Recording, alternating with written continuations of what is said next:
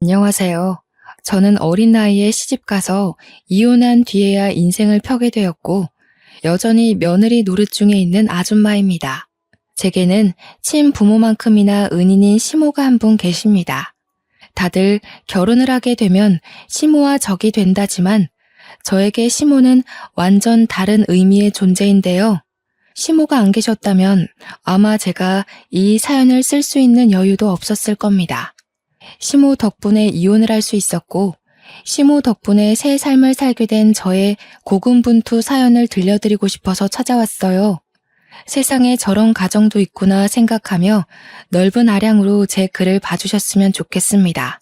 어린 나이에 시집을 간 저는 결혼한 지 얼마 되지 않아서 친정아빠를 잃었습니다. 친정엄마는 제가 아주 어릴 적에 뇌경색으로 먼저 돌아가신 걸로 알고만 있었어요. 엄마를 전혀 기억하지 못할 나이였기에 아빠가 말해준 이야기로만 엄마의 이미지를 상상하곤 했죠. 친정아빠는 저를 데리고 아주 어렵고 가난하게 살았습니다. 돌아가실 때 제게 물려주는 재산은 없었지만 그렇다고 빚을 남기지도 않았어요. 아빠가 그렇게 악착같이 밤낮을 일했던 건 아무것도 줄 게 없는 제게 빚만큼이라도 물려주지 않기 위해서였을 겁니다.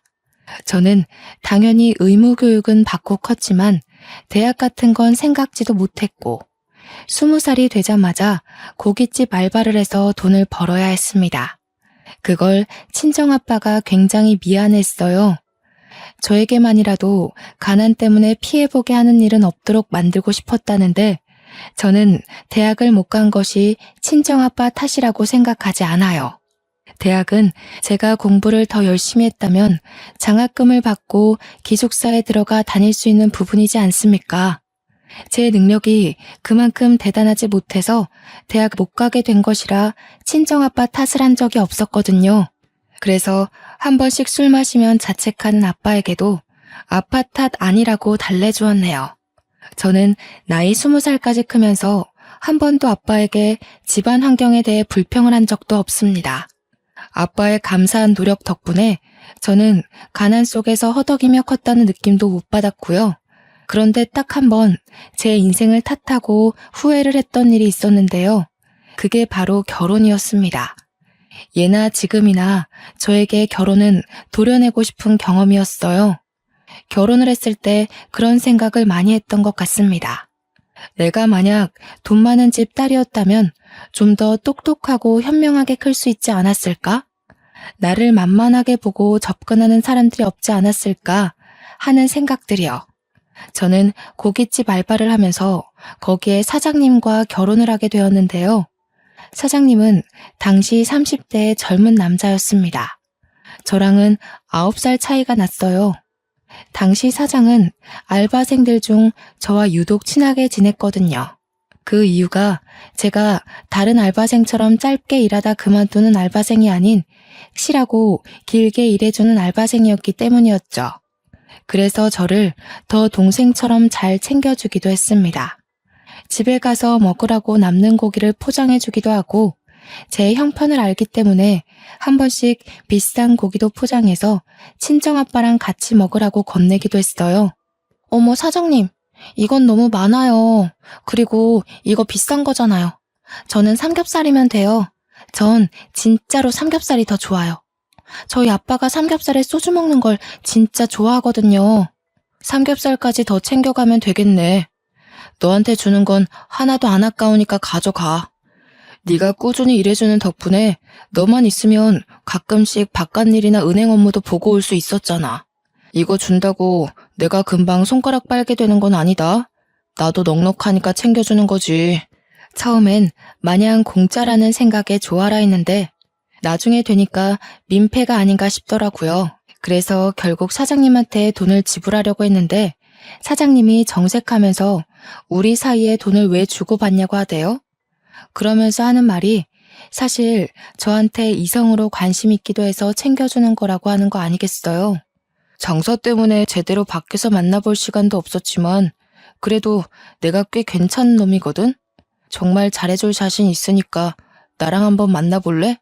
난 제법 오래전부터 널 마음에 두고 있었어. 든든한 우리 친정아빠처럼 또 다른 매력으로 제게 소나무 같은 버팀목이 되어주던 사장님이었는데 그런 고백을 받으니까 제가 흔들릴 수밖에 없더라고요. 그렇게 서로를 향한 정이 결혼까지 이어질 줄은 몰랐습니다. 저는 23살 나이에 시집을 갔어요. 무엇보다 친정아빠가 제 결혼을 무척 기뻐하셨습니다.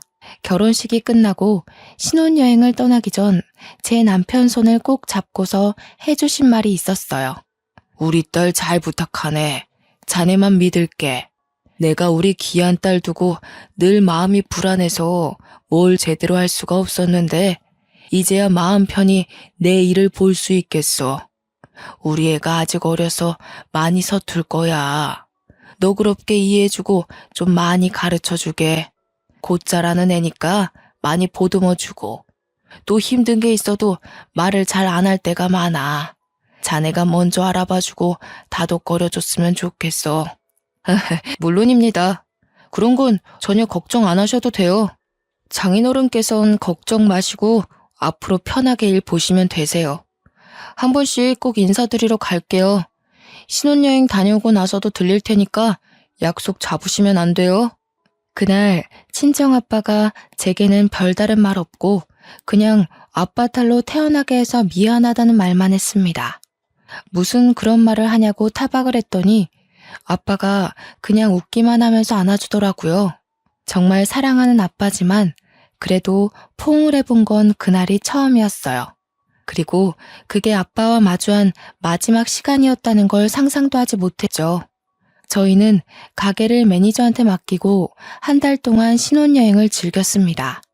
남편이 아시아 일주를 해보고 싶다고 해서 한 달을 바쁘고 알차게 보냈어요. 솔직히 제 인생에서 가장 화려한 날들이긴 했습니다. 그리고 신혼여행을 마치고 한국으로 귀국을 한 날 저는 공항에 마중 나온 친척들에게 친정아빠가 돌아가셨다는 얘기를 듣게 되었어요. 친정아빠는 제 결혼식 일주일 전에 췌장암 말기 판정을 받았다고 했습니다. 친척분들이 다들 저한테 알리고 늦게라도 치료를 시작하자고 했으나 친정아빠가 가망 없는데 돈 쓰고 싶지 않다고 또 제게 짐이 되기 싫다고 하면서 끝내 저한테 알리기를 거부하셨다고 해요. 그 소리를 듣고 친척들과 함께 정신 놓고 달려간 곳은 병원이 아닌 빈소였습니다. 벌써 이틀째 진행된 친정아빠의 장례는 저에게 큰 충격을 안겨주었습니다. 이럴 거라서 신혼여행 떠나기 전 그렇게 마지막 인사처럼 남편을 붙잡고 얘기했던 걸까요? 친정아빠 혼자서 저에게 마지막 인사를 나누고 멋대로 마음을 정리해버렸던 거겠죠. 왜 나한테 아빠와 함께 할 수 있는 시간을 주지 않았는지 원망스러웠고 마지막 인사도 못하고 얼굴도 못 보고 떠나버렸는지 너무 밉기만 했습니다. 벌써부터 아빠 얼굴이 생각나지 않는 것 같아 무섭기도 했고요. 그날 믿을 수 없는 사실에 아빠 사진 아래서 얼마나 오열을 했는지 모릅니다. 발인을 할 때는 끝내 그 자리를 끝까지 지키지 못하고 잠깐 혼절을 해버렸던 걸로 기억해요. 그렇게 저는 하나밖에 없던 가족을 잃고 새로운 가족을 얻었습니다. 일찍부터 시작한 부부 생활은 모든 것이 서툰 것 투성이었어요. 빨래나 아빠가 사놓은 반찬으로 밥만 먹었지 살림이라고 해봤자 자취생 수준 정도로만 할 줄 아는 게 다였거든요. 그래도 친정아빠의 조언 덕분인지 남편이 제게 괜찮다고 차차 배워나가면 된다고 많이 위로해 주었습니다. 남편은 고아가 되어버린 저와 달리 제게 정말 과분한 사람이었는데요.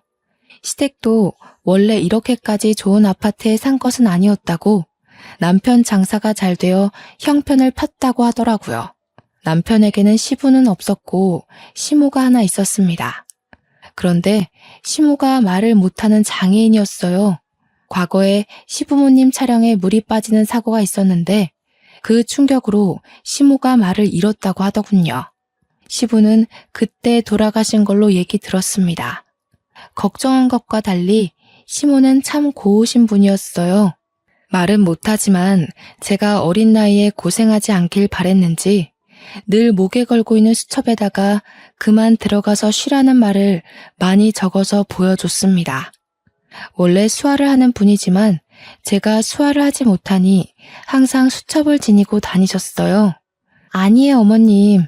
저도 얼른 배워서 남편 식사 제가 직접 차릴 수 있어야죠.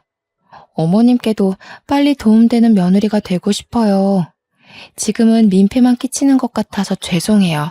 시모는 저를 정말 기특하게 봐주셨습니다.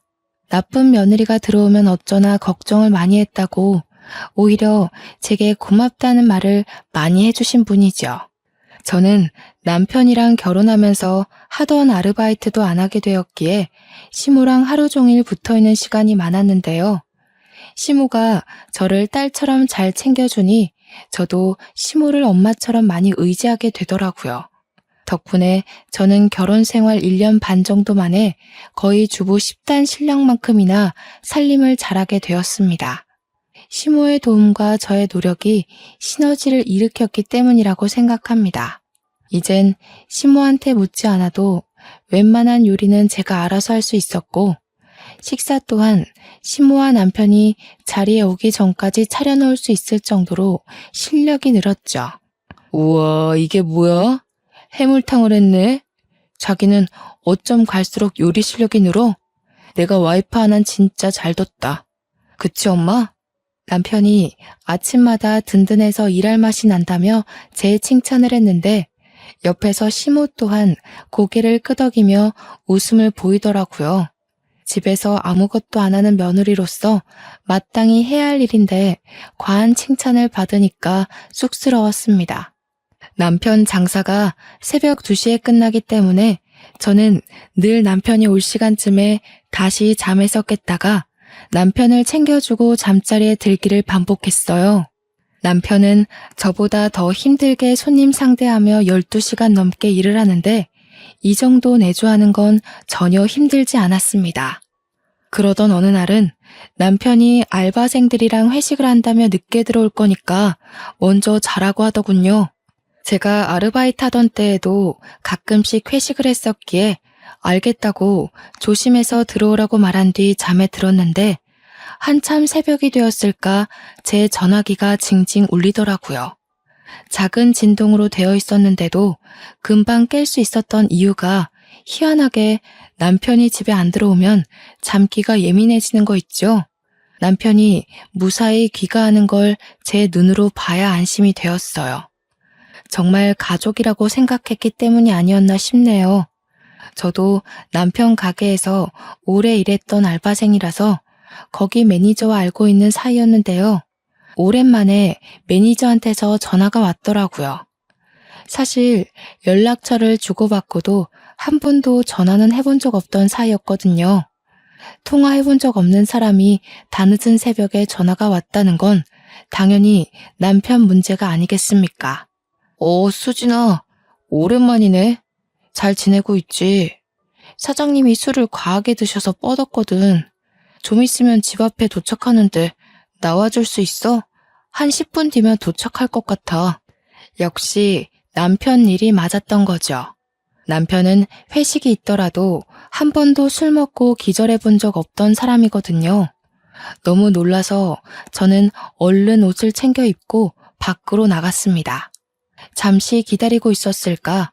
얼마 뒤 차 한 대가 아파트 입구에 섰고 보조석에 앉아있던 매니저가 내리더니 인사를 해왔습니다.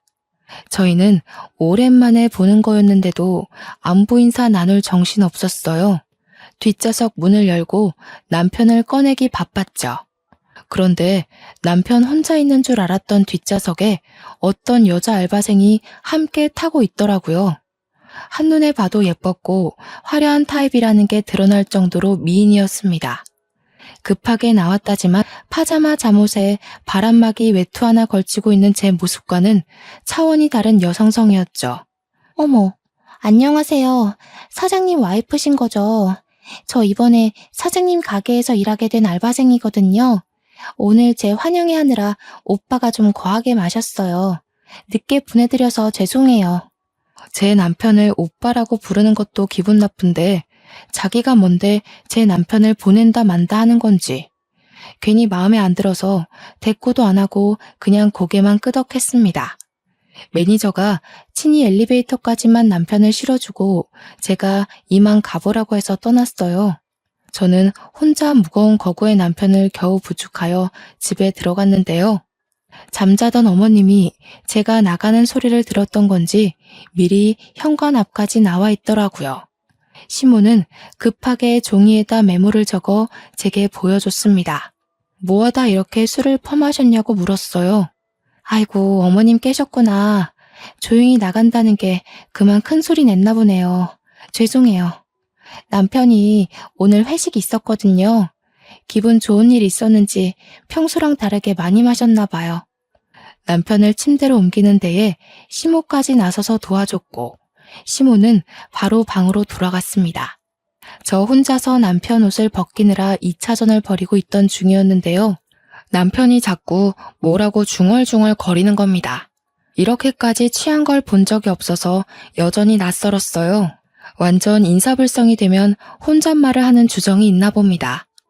도대체 뭐라고 하는 건지 궁금해서 옷을 벗기면서도 남편 말에 신경을 기울이고 있었거든요.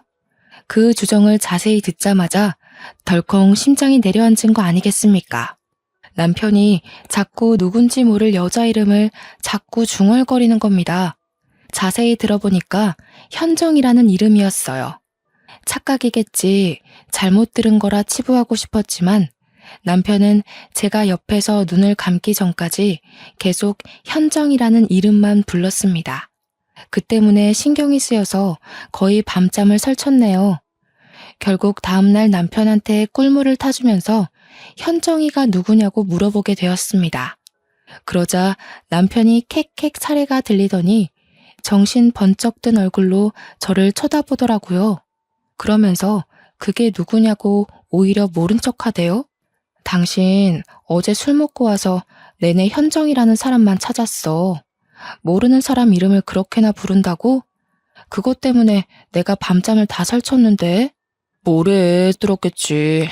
쓸데없는 소리 말고 콩나물국 좀 끓여줘. 오랜만에 거하게 마셨더니 계속 속이 안 좋아. 그리고 나 씻고 바로 나가봐야 돼. 또 나간다고? 당신 집에 들어온 지 6시간도 안 넘었어. 아직 출근 시간도 아니잖아. 나중에 어머님 병원 가야 되는데 우리 안 태워다 줄 거야? 당장 가봐야 되는 일이야? 바깥일 하는 사람이 어디 직장에만 일이 있겠어? 다른 약속 있어. 엄마 병원은 당신이 택시 타고 다닐 수 있잖아. 택시비 줄게. 남편은 제게 카드를 쥐어주면서 아침밥도 안 먹고 그대로 불이 나게 씻고 나가버렸습니다. 뭔가 자리를 계속 피하려는 느낌이 들었어요. 그나마도 시모 병원 간다고 뒷전이 되어버렸지만요. 시모는 저와 함께 주기적으로 어장의 재활치료를 받으러 다녔는데요. 시모 말로는 혼자서 병원 다니실 때보다 저랑 같이 다니니까 의지도 되고 힘도 난다고 하더라고요. 의사도 시모가 옛날에 비해 언어를 이해할 수 있는 능력이 많이 향상되었다고 했습니다. 뇌 기능에 문제가 생긴 거라 완전 일반인까지 회복된 건 아니었지만 일상생활에 큰 어려움은 없을 거라고 하네요. 너무 기쁜 나머지 그날 시모와 함께 시모가 좋아하는 팥칼국수를 먹으러 갔던 기억이 납니다. 시모가 자기는 면을 잘 안 먹는다고 저한테 덜어주면서 전부 저 덕분에 몸이 많이 좋아진 거라고 또 고맙다고 하는 거 있죠? 어머님, 자꾸 그렇게 고맙다 하시면 저 버릇 들어요. 저한테 꾸짖을 거 있으면 과감하게 말씀해 주세요. 전 어머님 마음 불편하게 만들고 싶지 않거든요.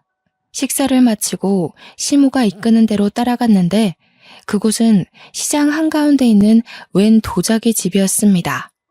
그릇이 필요한가 해서 들어가 봤더니 그게 아니라 저한테 도자기 반지를 하나 선물해 주더라고요. 시모가 과거에 한 번씩 시장 올 때마다 들렸던 곳이라고 이 도자기 집이 전부 수제라서 반지도 바로 그 자리에서 제작을 해준대요. 너무 진귀한 선물이라서 저 또한 시모에게 선물을 해주겠다고 하여 저희 둘은 나란히 반지를 맞추고 나왔네요. 그리곤 함께 장볼거리 좀 산 뒤에 시장을 빠져나왔고 근처가 남편 일하는 곳이라 한번 들리기로 했습니다. 남편 가게까지 거의 다 왔을 때쯤 알아챘는데요. 제가 깜빡하고 산 걸 두고 와버렸지 뭡니까. 시모한테 남편 가게 안에 들어가 있으라고 하고 급히 3분 거리의 시장으로 다시 돌아갔습니다. 금방 갔다가 왔더니 시모가 저한테 달려오고 있는 거 아니겠어요? 느닷없이 제 손을 붙잡아 당기며 집에 가려고 하더군요. 어머님, 어디 가세요? 남편 만났어요? 남편한테 고기 좀 얻어가려고 했는데. 잠깐만요. 제가 남편한테 빨리 말하고 올게요. 시모가 자꾸 제가 하는 말에 손사래만 치면서 계속 집에 가자고 당기는 겁니다. 그때 남편 가게를 앞을 그냥 지나치게 되었는데 스쳐가는 상태로 안을 슬쩍 봤거든요. 순간 제 눈에 무언가가 포착되었지 뭡니까. 손님 몇 없는 테이블 사이로 카운터 쪽에서 웬 남녀가 사이좋게 손을 맞잡으며 노닥거리고 있는 걸 똑똑히 본 거죠. 시모가 당기는 바람에 금세 지나쳤지만 온몸에서 반응하는 촉이 저를 불안하게 만들었습니다. 저는 결국 저를 꼭 잡는 시모와 실랑이를 벌이면서 시모를 놓고 가게로 돌아갔어요. 아니나 다를까 지난번 집 앞에서 본 여자 알바생과 남편이 휴대폰을 같이 보면서 키득거리고 있는 거 아니겠습니까? 그것도 완전 커플이 몸을 부대끼고 있는 모습처럼요. 저는 주변 사람들이 쳐다보건 말건 신경도 안 쓰고 냅다 소리를 질렀습니다. 여보! 하고 고함을 쳤더니 남편이 깜짝 놀라서 저를 발견했고 그대로 알바생을 밀치더라고요. 여자 알바생이 중심을 잃고 넘어지면서 엉덩이를 박았는데 금세 또 알바생을 부축하며 챙겨주었습니다. 그리고는 저한테 와서 우선 밖에서 얘기하자며 저를 끌고 가게를 나가려 했어요. 저는 그런 남편의 손길을 뿌리치면서 뭐하고 있었냐고 따졌습니다. 당신 설마 바람 피는 거야? 어제 당신 술 취해서 올 때 저 여자랑 같이 있었는데 그때부터 이런 짓 했니? 도대체 언제부터 이랬어? 시끄러워. 사람들 보잖아. 그리고 왜 연락도 없이 가게를 찾아와? 여기가 왔다 갔다 놀러 다니는 놀이터인 줄 알아? 쓸데없는 소리 말고 집에 가 있어. 집에 가서 얘기해. 내가 이대로 집에 가면 일이 더 커질 거란 생각은 안 해? 바람 핀 게 아니면 이 자리에서 해명을 해야지. 아, 저 여자가 현정이야? 당신이 술주정 부리면서 주구장창 불러제끼던 그 여자 맞지? 저는 남편을 밀치고 나가 그 여자 알바생한테 이름을 물었습니다. 알바생이 당황해서 말해주지 않고 있던 때에 어수선한 분위기에 주방에서 나온 매니저가 저를 발견하고 반갑게 인사를 하더군요. 그래서 제가 바로 매니저한테 여자 알바생 이름이 현 맞냐고 물어봤죠. 상황을 모르던 매니저는 당연히 고개를 끄덕였고 저는 그대로 남편을 째려봤습니다. 그때 시모가 허둥지둥 들어와서는 저를 잡아당기며 얼른 집에 가자고 또 재촉을 했는데요. 남편이 이번엔 시모한테로 화살을 돌리는 거 아니겠어요? 엄마, 내가 병원 갈 때 이쪽으로 지나다니지 말랬잖아. 미리 말해줬는데 그새 까먹었어? 하여튼 머리가 망가지니까 답답한 짓만 계속하네. 나만 속 터지지 나만. 남편이 언성을 높이자 시모가 남편한테 미안하다고 두 손을 싹싹 빌었습니다. 그러면서 시모가 다시 저를 끄집어 당겼어요. 그런데 곰곰이 생각해보니까 남편 말이 좀 이상하더라고요. 이쪽으로 지나다니지 말랬다고요? 그런 경고를 시모한테 미리 얘기를 했다는 건 이미부터 이런 수상쩍은 짓을 하고 다녔다는 거 아닌가요? 제가 그걸 눈치채고 다시 남편한테 따지고 물었더니 당황한 남편이 영업방해로 신고하기 전에 나가라고 협박을 하기 시작하더군요. 그러면서 저와 시모를 힘으로 몰아냈고 계단이 있는 것도 고려 안 한 채 무작정 밀어붙이는 탓에 시모가 발라당 바닥을 굴렀습니다. 지나가던 사람들이 놀라서 시모를 살폈고 가게 안의 사람들도 그제서야 일어나서 남편을 동영상 찍기 시작했어요. 화가 잔뜩 난 저는 시모를 살펴주다가 들고 있던 두부로 냅다 남편 머리통을 후려쳤고 그걸로 모자라서 봉지에서 두부를 꺼내 남편한테 패대기를 쳐버렸어요.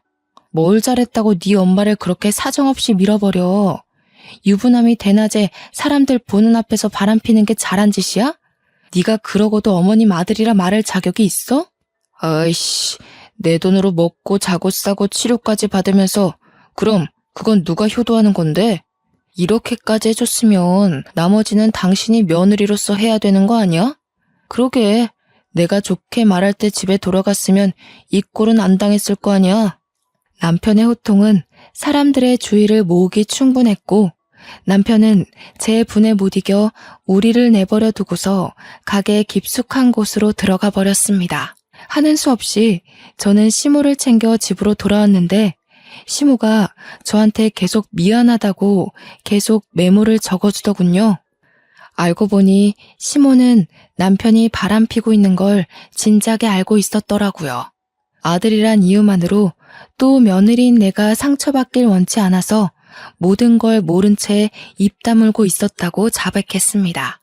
어머님, 저 너무 화나요. 솔직히 어머님한테도 배신감 느끼고요. 차라리 다 말해주시지. 그럼 제가 어머님한테만큼은 이렇게까지 배신감 느끼지 않았을 거예요. 전 어머님 너무 좋아했는데 역시 핏줄 앞에선 진심도 아무 소용이 없네요. 저 혼자 어머님을 엄마로 생각했나 봐요. 하긴 아들보다 며느리가 좋은 시어머니가 어딨겠어요. 어머님, 저 때문에 부담스러우셨겠어요. 이젠 저한테 신경 끄셔도 돼요. 저도 그럴 테니깐.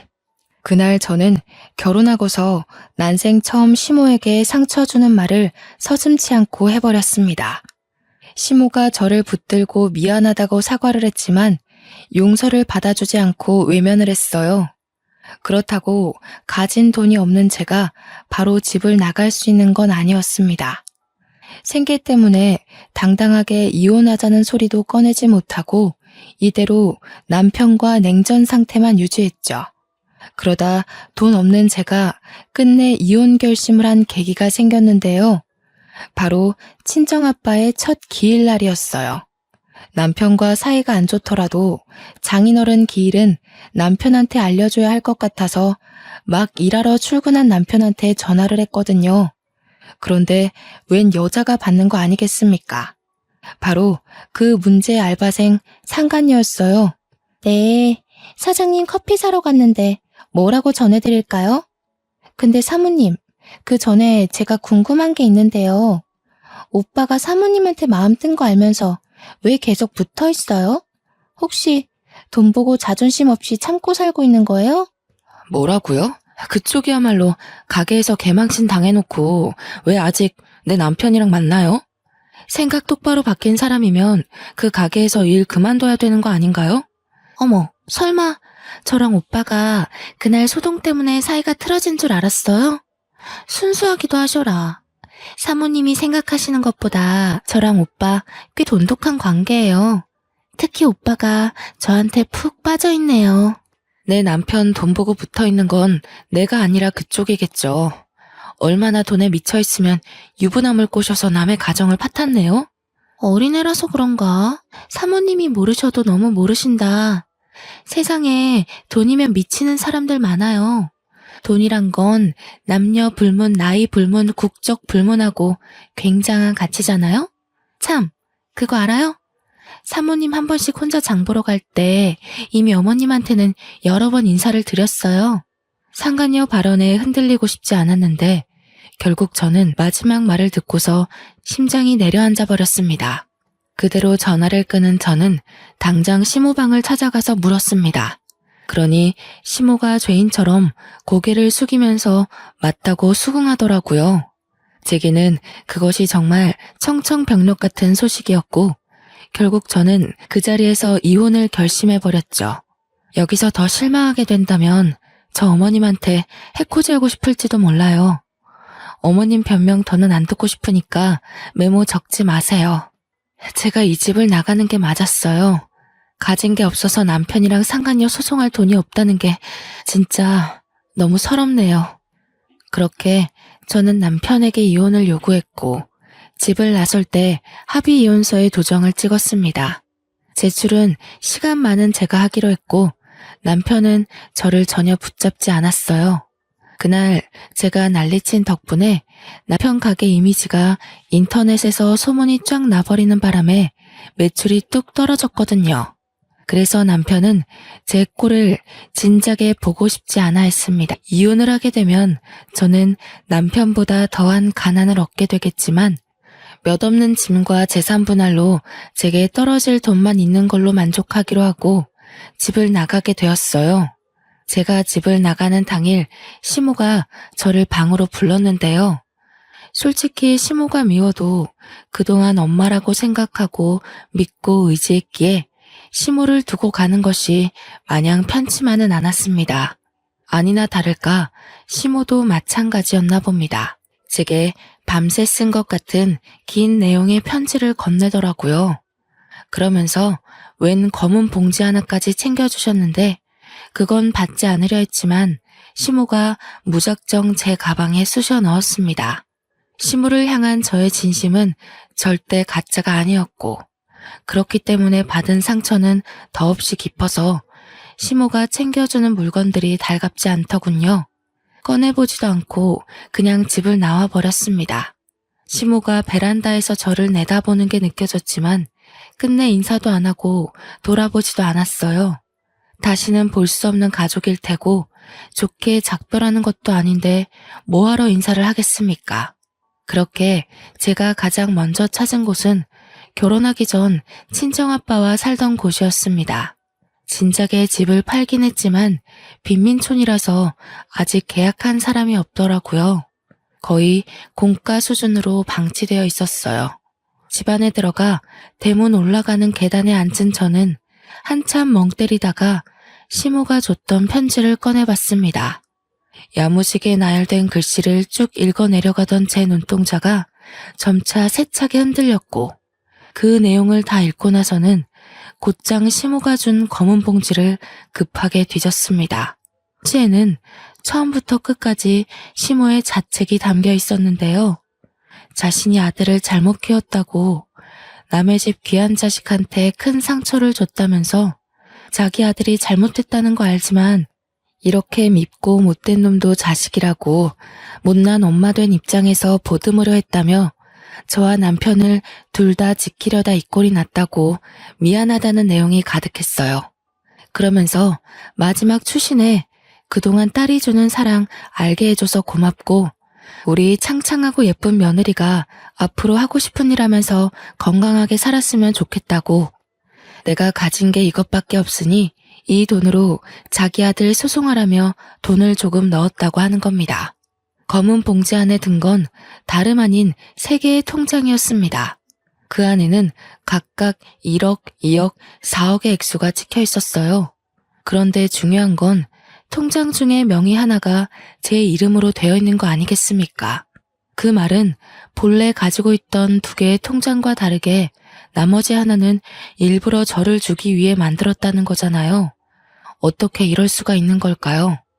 제가 얼마나 모진 말을 했는데 남편의 불륜을 알아채고 난 후부턴 시모에게 따뜻한 눈길마저 준 적 없었단 말입니다.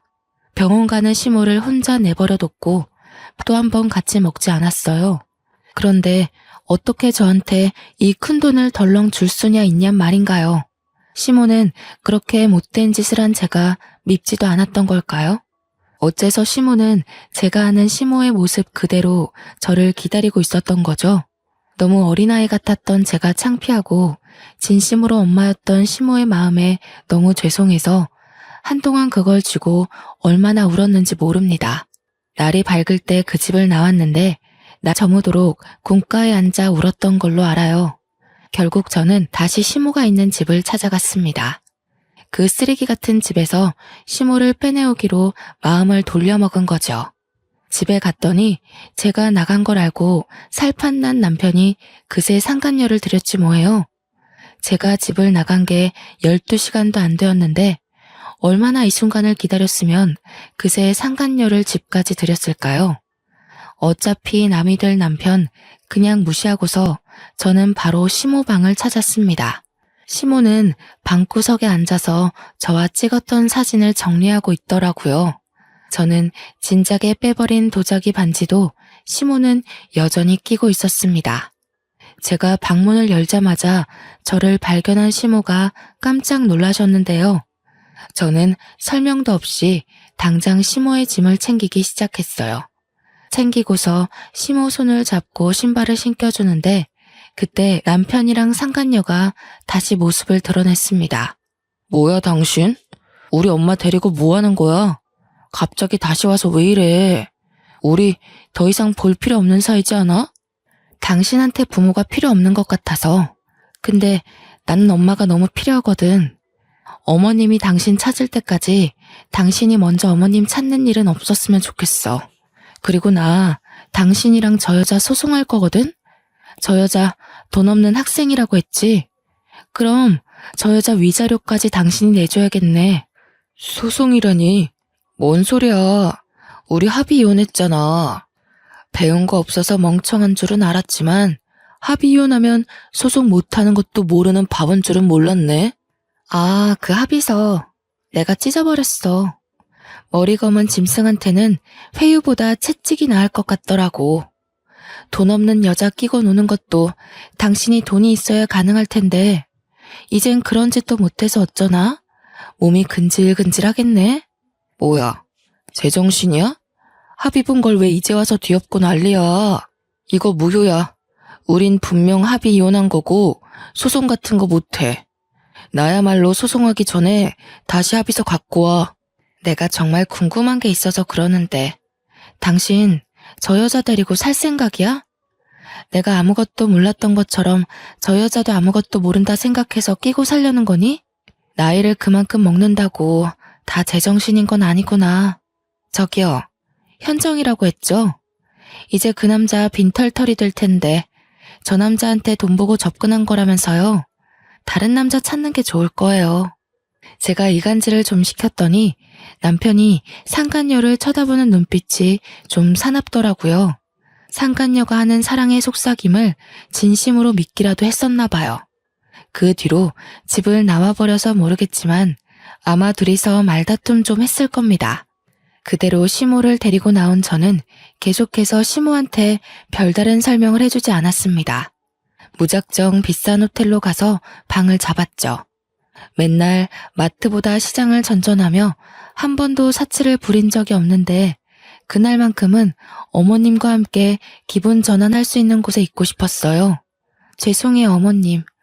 어머님 뜻 안 물어보고 마음대로 모셔와서요. 다시 돌아가고 싶다고 해도 괜찮아요.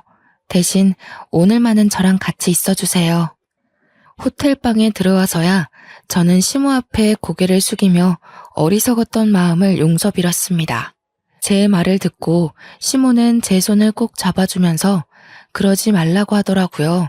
그러면서 입모양으로 고마워 이 말 한마디를 하는데 내내 불안했던 제 마음이 사르르 풀려버렸지 뭡니까.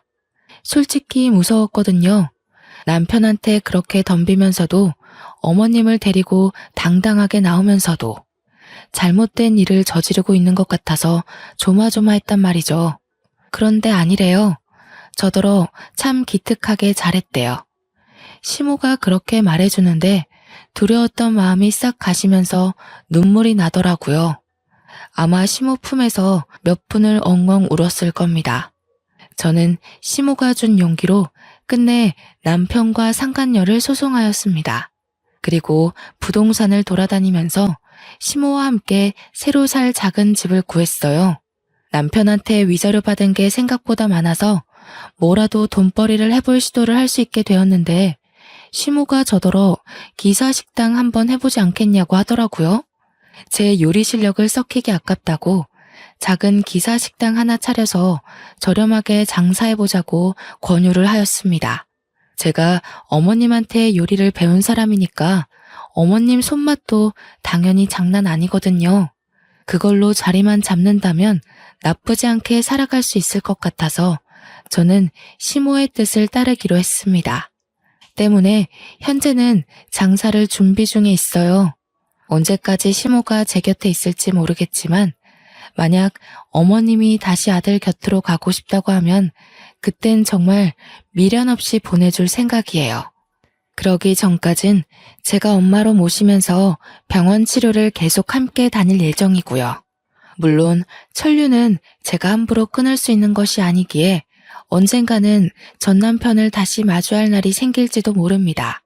그러나 그런 각오도 안 하고서 시모를 모시고 나온 것이 아니에요. 시모와 함께 사는 내내 전 남편과 맞서야 되겠지만 그럼에도 불구하고 저는 시모한테 받은 은혜를 모른 척할 수 없었고 어머님이 주는 마음과 사랑이 제게는 너무나 절실한 가족의 온정이기에 절대 놓을 수 없었습니다. 제 선택을 후회하지 않습니다. 시모가 아니었다면 지금도 장사할 미천은커녕 또 어디서 아르바이트나 하면서 자격증을 따야 하나 말아야 하나 전전하며 살았을지도 몰라요. 누가 뭐래도 시모는 제게 은인이고 가족입니다. 시모와 며느리 사이가 이렇게 애틋할 수 있다는 거 좀 껄끄럽고 불편할 수 있다고 생각합니다.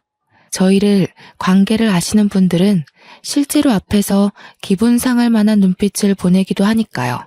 아무렴 어떻습니까?